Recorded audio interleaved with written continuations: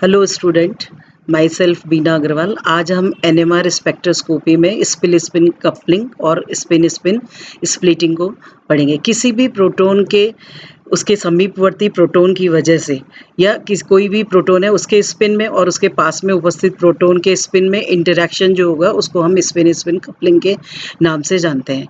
नाभिक के चारों ओर प्रभावी क्षेत्र निकटवर्ती परमाणु से बंधित हाइड्रोजन परमाणु से उत्पन्न लोकल फील्ड के कारण कम या अधिक हो सकता है। मतलब दोनों प्रोटॉन में जो मेन न्यूक्लियस है उसका जो अप्लाइड फील्ड है वो पास वाले न्यूक्लियस या उससे अटैच प्रोटॉन के इंटरेक्शन की वजह से वो कम या ज़्यादा हो सकता है। इसी को हम स्पिन स्पिन कॉम्प्लेक्स के नाम से जानते हैं। इसको समझने के लिए हम एथेनॉल का एग्जाम्पल लेते हैं। इथाइल अल्कोहल में मैथिल प्रोटॉन के अनुनाद पर मिथाइलिन समूह के प्रोटॉन के प्रभाव का हम अध्ययन करते हैं, स्टडी कर रहे हैं। इसमें हम ये देखते हैं कि the spin of two protons can couple with the adjacent methyl group in 3 different ways relative to the external field. The 3 different ways of alignment are this 1, 2 and 3. यहाँ दोनों जो अपफील्ड है प्रोटॉन और यहाँ दोनों प्रोटॉन जो है वो डाउनफील्ड है। यहाँ डाउनफील्ड, अपफील्ड एंड डाउनफील्ड। यानी मिथाइल ग्रुप जो CH2 ग्रुप के साथ जो इंटरेक्शन हो रही है वो 3 तरह से इसका अलाइनमेंट है।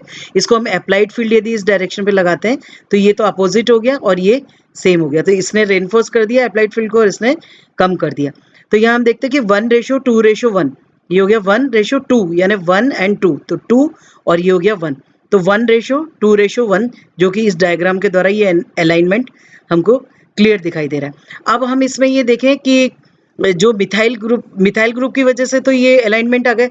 अब मिथाइलिन ग्रुप के लिए हम देखेंगे कि वो मिथाइल ग्रुप की वजह से आएगा।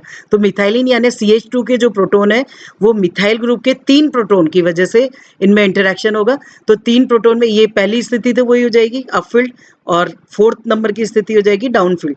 इसका रहेगा 1:3:3:1, जिसको हम इस तरह से एक्सप्लेन कर सकते हैं 1:3:3:1। तो 3 रेशो में ये वीकली रेनफोर्स इन एक्सटर्नल फील्ड है, ये वीकली अपोजिंग है और ये स्ट्रांगली रेनफोर्स है यानी सेम डायरेक्शन में, ये अपोजिट में है तो ये स्ट्रांगली अपोजिंग डायरेक्शन में। तो quartet of peak result will an extra intensity ratio of 1:3:1। यानी इसमें हम ये देखेंगे कि मिथाइलिन के पास है ग्रुप CH3 तो उसमें तो क्वाड्रेट आएगी और जो मिथाइल ग्रुप है उसके पास है CH2 ग्रुप, उसकी वजह से यहाँ पर ट्रिपलेट इसके अंदर आएगी। तो ये N+L रूल के होगा। 3 प्रोटॉन पास में है तो 3+1 यानी 4 स्थिति हो जाएगी। यदि उसके जैसे CH3 के पास CH2 है, 2 प्रोटॉन है तो N+1 के अकॉर्डिंग 3 यानी ट्रिपलेट हो जाएगी। जैसा हमने पिछली स्लाइड में देखा ये ट्रिपलेट स्थिति 1:2:1। और इसके अंदर हमने मिथाइलिन ग्रुप की वजह से जो पास में मिथाइल ग्रुप है उसकी वजह से यहाँ देखा 1:3:1। दूसरा एग्जाम्पल हम लेते हैं 2-क्लोरोप्रोपेन में 2 तरह के पीक्स हमको मिलेगी। एक तो ये मिथाइल ग्रुप सेप्टेट हो जाएगी इसकी वजह से, और यहाँ पे ये है CH मिथाइलिन ग्रुप जो है इसकी वजह से ये हो जाएगी। इसकी वजह से तो दोनों तरफ है सेप्टेड और इनकी एक सिंगलेट यानी डबलेट हो जाएगी। तो यहाँ देखते हैं कि ये जो B तरह का जो हमारे पास प्रोटॉन है B यानी CH, तो ये ग्रुप हो जाएगा 3+3+1 = सेप्टेड हो गया। और ये जो CH3 है, एक CH3 ये है और एक CH3 ये है, तो 1+1 यानी इनकी स्प्लिटिंग हो जाएगी 2 यानी डबलेट हो जाएगा। तो इस तरीके से हम इसको निकालेंगे। तो स्प्लिट कपलिंग हम आगे पढ़ते। मल्टीप्लेक्स के 2 पीक्स के बीच की जो दूरी होती है वो हमेशा कांस्टेंट रहती है और ये जो कांस्टेंट वैल्यू होती है ये स्पिन कपलिंग कांस्टेंट के नाम से जानी जाती है, जिसको हम J से डिनोट करते हैं। जैसा कि इस ट्रिपलेट वाले फिगर फर्स्ट के अंदर हम देख रहे हैं कि इन मल्टीप्लेक्स ये जो पूरा ये मल्टीप्लेक्स है इनके ये 2 पीक्स हैं, 1 2 3 3 पीक्स है। तो 1 और 2 के बीच की दूरी और 1 and 3 के बीच की दूरी इक्वल है, जिसको हम J के द्वारा डिनोट करते हैं। And the value of J is independent of external field, यानी स्पिन कपलिंग कांस्टेंट जो है वो एक्सटर्नल फील्ड जो मैग्नेटिक फील्ड अप्लाई किया गया उसके ऊपर डिपेंड नहीं करता। And it's express into hertz और साइकिल पर सेकेंड CPS, और इसकी जो J की वैल्यू होती है 1 to 20 हर्ट्ज के बीच में पाई जाती है। And the value of J decreases with distance, जैसा कि इस फिगर के अंदर भी दिख रहा है कि यहाँ से यहाँ तक की इनकी वैल्यू डिक्रीज होती जाएगी। To distinguish between a quartet from the doublet, हम एक ऐसा कंपाउंड लेते हैं जिसमें double bond CH valency free, यहाँ पर इस तरह का एक ग्रुप पाया गया है। इसमें हम देखेंगे कि जो NMR सिग्नल्स हैं, 2 सिग्नल्स एक्सपेक्टेड इन NMR, एक तो CH2 ग्रुप की वजह से सिग्नल मिलेगा और एक CH की वजह से। तो CH2 ग्रुप जो कि 2 इक्विवेलेंट प्रोटॉन है, ये इंटरैक्ट करेंगे इससे CH से। तो इंटरैक्ट करने के N+1 के अकॉर्डिंग इस CH ग्रुप की वजह से ट्रिपलेट हमको मिलेगी स्प्लिटिंग, और यहाँ ये जो CH2 ग्रुप है इसकी वजह से डबलेट मिलेगी, क्योंकि यहाँ इक्विवेलेंट प्रोटॉन है H इसके अंदर। तो H की वजह से और इन दोनों की वजह से यहाँ पर हमको CH और CH2 singles expected in NMR, influence of 2 equivalent proton A, इनका जो इन्फ्लुएंस है ए टाइप के जो 2 इक्विवेलेंट प्रोटॉन है, इनका इन्फ्लुएंस इसके ऊपर ट्रिपलेट की तरफ पड़ेगा, और यहाँ जो एक H है इसका इन्फ्लुएंस CH2 ग्रुप पर डबलेट की तरफ पड़ेगा। तो ट्रिपलेट के अंदर फिगर फर्स्ट के अंदर दिखाया गया जो 1:2:1, ये हो गया ट्रिपलेट। इसकी हाईएस्ट हाइट हो गई 2 इसके अंदर, जैसा कि हमने पीछे भी पढ़ा हुआ है। And the distinguish between any 2 adjacent peak in a multiplet will be exactly the same, जो कि इसके अंदर दिखा रहे हैं, ये डिस्टेंस और ये डिस्टेंस इक्वल है। दूसरा हम लेते हैं कि CH और CH3, तो ये एक दो तरह के वही हमको यहाँ पे पीक्स वैल्यू दिखाई देंगे। तो यहाँ ये है CH3 और ये है CH। तो CH3 की जो हमको पीक वैल्यू मिलेगी वो डबलेट में स्प्लिट आउट हो जाएगी, और CH की जो हमको पीक वैल्यू जो सिग्नल मिलेगा हमको वो क्वाड्रेट के अंदर हमको दिखाई देगा। तो यहाँ पर ये देखिए कि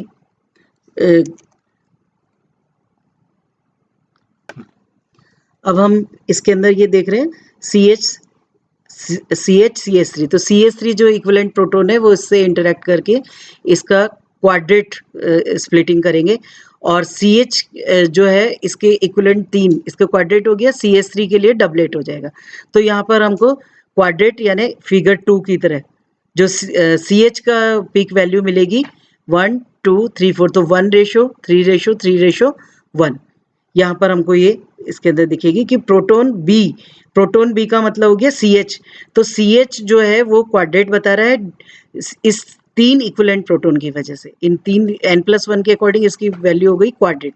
अब उसी तरह से CH3 की जो हमको सिग्नल मिलेगा वो डबलेट मिलेगा, उसमें स्प्लिटिंग हो जाएगी इस H की वजह से, डबलेट N+1 यानी 1+1, तो ये डबलेट हो जाएगी हमको। तो ये जो फिगर 2 है इसके अंदर हमने ये देखा 1J 2J 3J स्प्लिटिंग हो गई और अलग अलग इनकी वैल्यू हो गई। दूसरा एग्जांपल हम यहाँ ले ले 1:2:2 ट्राइक्लोरो इथेन, ये हो गया 1:2:2 ट्राइक्लोरो इथेन इसके अंदर। तो यहाँ पे भी हमको दो तरह की पीक मिलेगी, एक तो CH2 की वजह से मिलेगी और एक CH ग्रुप की वजह से मिलेगी। तो CH2 की वजह से जो हमको पीक वैल्यू मिलेगी वो डबलेट मिलेगी, और CH की वजह से जो मिलेगी हमको वो ट्रिपलेट, क्योंकि CH के साथ इंटरेक्शन कर रहे हैं ये 2 इक्विवेलेंट प्रोटॉन, तो 2 इक्विवेलेंट प्रोटॉन कर रहे हैं तो ये ट्रिपलेट हो गए। और ये जो CH है यहाँ CH2 ग्रुप की वजह से जो हमको मिलेगी वो डबलेट, ये वाला H इसके साथ इंटरेक्शन कर रहा है तो ये डबलेट। तो CH ग्रुप की वजह से जो हमको पीक वैल्यू मिल रही है इसके अंदर 2 सिग्नल मिल रहे हैं डबलेट, और CH2 ग्रुप की वजह से जो हमको इसके अंदर ये CH की वजह से मिल रहे हैं और ये CH2 ग्रुप की वजह से हमको मिल रहे हैं। Equivalent proton does not interact to each other, therefore no splitting. यदि प्रोटॉन इक्विवेलेंट है तो उनमें उसकी जो सिग्नल्स है उनमें स्प्लिटिंग नहीं होगी। पर हम इस केस में ब्यूटेनॉल के अंदर हम देखते हैं कि 3 तरह के हमको सिग्नल्स मिल रहे हैं, NMR सिग्नल्स। इसमें एक तो CH3, एक CH2, एक CH3। ये CH3 और ये CH3 दोनों इक्विवेलेंट नहीं है, यानी ये नॉट इक्विवेलेंट प्रोटॉन है। तो इसकी पीक वैल्यू अलग होगी, सिग्नल्स अलग मिलेगा, इसका सिग्नल अलग मिलेगा, इसमें स्प्लिटिंग होगी और इसमें स्प्लिटिंग नहीं होगी, क्योंकि इसमें इंटरेक्शन के लिए पास वाले कार्बन के पास किसी भी तरह का कोई प्रोटॉन नहीं है। तो प्रोटॉन नहीं होने की वजह से इसकी एक सिंगलेट फॉर्म में एक वैल्यू इसको होती है। इस CH3 ग्रुप से हमें एक सिंगलेट पीक वैल्यू मिलेगा, सिग्नल यानी एक सिग्नल मिलेगा। इस CH2 की वजह से यहाँ पे क्वाड्रेट मिलेगा, क्योंकि 3 प्रोटॉन जो इक्विवेलेंट प्रोटॉन है वो उसके साथ इंटरेक्शन करेंगे, तो इसके अंदर हम यह देखेंगे कि क्वाड्रेट मिलेगा।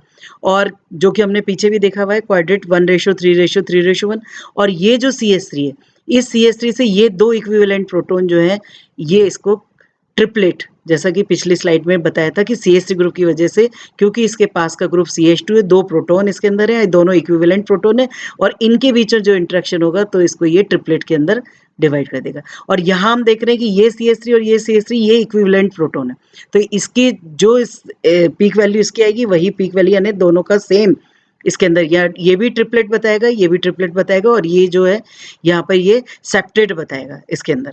तो यहाँ ये हम इसके अंदर देखते हैं कि यदि कोई भी प्रोटॉन जो है वो अनइक्वल है, इसके अंदर अनइक्वल होगा तो N+L रूल के अकॉर्डिंग उसके पास में जितने भी प्रोटॉन है उनसे ये +1 कर करके उसके सिग्नल की वैल्यू और वो स्प्लिट हो जाएंगे। तो if not equivalent proton, then splitting of absorbance signal is equal to Na+1 Nc+1, N and Nb. Na or Nb are the number of protons.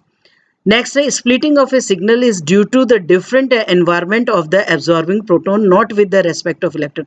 Electron की वजह से इसके अंदर स्प्लिटिंग का कोई इफेक्ट नहीं पड़ेगा, बल्कि इसके अंदर इफेक्ट पड़ेगा कि इसमें कितने प्रोटॉन है और प्रोटॉन में भी इक्विवेलेंट प्रोटॉन है या नॉन इक्विवेलेंट है। इक्विवेलेंट प्रोटॉन है तो स्प्लिटिंग नहीं होगी और नॉन इक्विवेलेंट प्रोटॉन है तो उसके अकॉर्डिंग उसमें +1 कर देंगे, उसके अकॉर्डिंग उनके सिंगलेट, डबलेट, ट्रिपलेट, ये जैसा एग्जांपल है सिंगलेट होगा, डबलेट होगा 1:1, ट्रिपलेट होगा 1:2:1, क्वाड्रेट होगा 1:3:3:1, पेंटेड।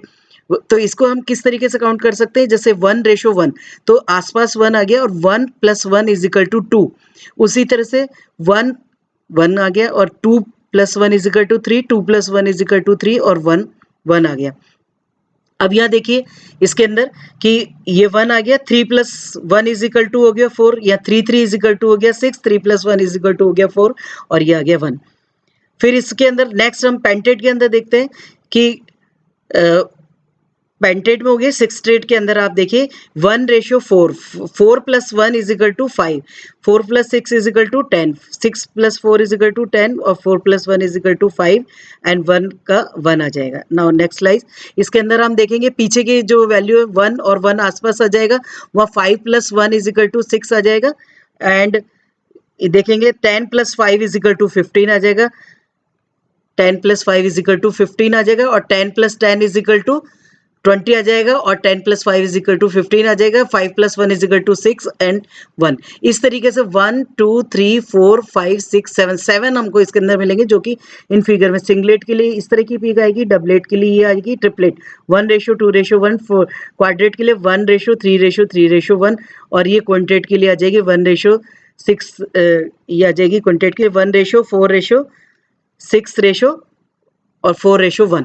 अब इसी तरह के यहाँ पर हम विद स्पिन इनके डायग्राम्स दिखाएंगे, U मतलब अपफील्ड और इसकी जो एरो होगा ऊपर की तरफ, D मतलब डाउनफील्ड यानी नीचे की तरफ। तो डबलेट के लिए एक जो है 1:1, तो एक की वैल्यू होगी अपफील्ड, एक की होगी डाउनफील्ड। ट्रिपलेट में आप 1:2:1 में हम देखते हैं दोनों जो है अपफील्ड, इधर दोनों डाउनफील्ड, एक अपफील्ड डाउनफील्ड फिर डाउनफील्ड अपफील्ड। उसी तरह से क्वाड्रेट N = 1, इसके N = 3। तो यहाँ हम ये देख रहे हैं कि 1 जो है इसके अंदर 3 इक्विवेलेंट प्रोटॉन है, तो 3 इक्विवेलेंट प्रोटॉन है यानी +1 कर देंगे तो क्वाड्रेट स्थिति आ जाएगी, तो तीनों अपवर्ड तीनों डाउनवर्ड और ये डिफरेंट स्थिति जिसमें 2 अपवर्ड 1 डाउनवर्ड, फिर ये सेंटर में आ जाएगा, फिर इधर साइड में आ जाएगा, फिर पहले वाले दोनों अपवर्ड थे अब दोनों डाउनवर्ड हो जाएंगे और वही पोजीशन चेंज हो जाएगी। इसी तरह हम पेंटेट के अंदर देखते हैं कि 4 इक्विवेलेंट प्रोटॉन +1 यानी पेंटेट स्थिति हो गई, N = 4 मीन्स 4 प्रोटॉन हो गए और 4 + 1 = पेंटेट हो गया। तो इनकी जो स्थिति है वो आप चारों के चारों इसके अंदर हो गए अपफील्ड और यहाँ चारों डाउनफील्ड। अब यहाँ हम देखेंगे कि इनकी स्थिति जो है वो अलग अलग हो जाएगी, पहले एक डाउनफील्ड रहेगा, 3 अपफील्ड रहेंगे, फिर दोबारा 2 डाउनफील्ड रहेंगे, 2 अपफील्ड रहेंगे और दोबारा हमें देखेंगे जो साइड में डाउनफील्ड थे वो सेंटर में आ जाएंगे और आप ये देखेंगे अलग अलग तरह की इसमें स्थिति आ जाएगी। पहले ये इधर साइड में था, फिर ये बीच में आया, फिर इधर थर्ड स्टेज पे, फिर लास्ट में आ गया।